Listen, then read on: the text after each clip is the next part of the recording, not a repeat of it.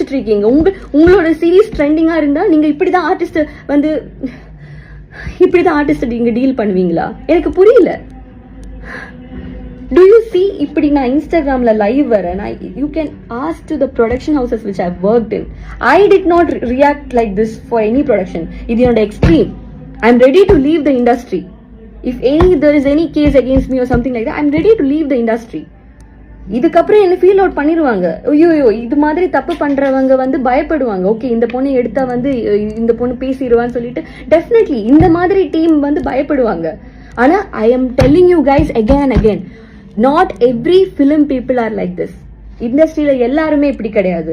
There are truly people who love this craft and these people don't do that. They are just money minded. And Nakshatra Murthy, for your kind information, நீ கல்யாணம் வேணா உனக்கு வந்து fan பேஸுக்காகவும் உன்னோட Lime லைட்டுக்கு வரக்காகவும் இல்லைன்னா நீ வந்து எது மணி மைண்டடா நீ பண்ணிருப்ப. ஆனா எல்லாருமே அப்படி பண்ணுவாங்கன்னு எக்ஸ்பெக்ட் பண்ணாத. ஓகேவா? நான் வந்து ஒரு அம்பிஷியஸான ஒரு பொண்ணு. எனக்கு வந்து இந்த வேலை இல்லைன்னா நான் வேற வேலைக்கு போவேன். I will go for UPSC coaching and everything.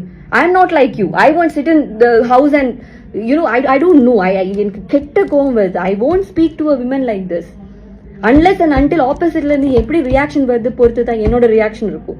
I'm talking this out of my என்ன சொல்றது, எனக்கு புரியலங்க. நான் எப்படி பேசுறதுன்னு எனக்கு புரியல. I'm literally shivering. I didn't have sleep, proper sleep for the past 2-3 weeks. நான் சாப்பிடல, நான் படுக்கல.